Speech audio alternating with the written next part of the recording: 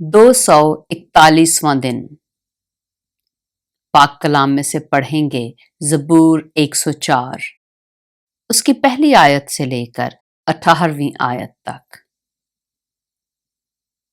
ऐ मेरी जान, तू खुदावंद को मुबारक कह। ऐ खुदावंद मेरे खुदा, तू नहायत बुजुर्ग है, तू हशमत और जलाल से मुलब्बिस है। तू नूर को पोशाक की तरह पहनता है और आसमान को साइबान की तरह तानता है। तू अपने बालाखानों के शहतीर पानी पर टिकाता है, तू बादलों को अपना रथ बनाता है। तू हवा के बाजुओं पर सैर करता है। तू अपने फरिश्तों को हवाएं और अपने खादिमों को आग के शोले बनाता है। तूने जमीन को उसकी बुनियाद पर कायम किया ताकि वो कभी जुम्बश ना खाए।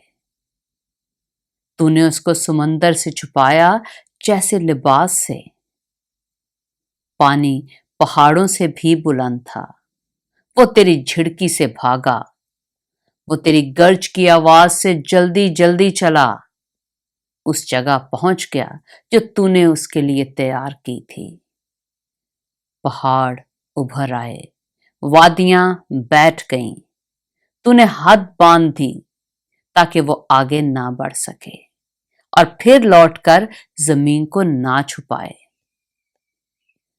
वो वादियों में चश्मे जारी करता है जो पहाड़ों में बहते हैं। सब जंगली जानवर उनसे पीते हैं। गोरखर अपनी प्यास बुझाते हैं। उनके आसपास हवा के परिंदे बसेरा करते और डालियों में चहचहाते हैं। वो अपने बालाखानों से पहाड़ों को सैराब करता है। तेरी सन्नतों के फल से जमीन आसूदा है। वो चौपायों के लिए घास उगाता है और इंसान के काम के लिए सब्जा, ताकि जमीन से खुराक पैदा करे।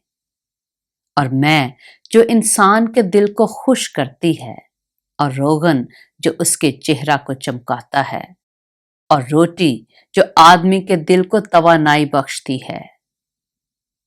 खुदावंद के दरख्त शादाब रहते हैं, यानी लुबनान के देवदार जो उसने लगाए।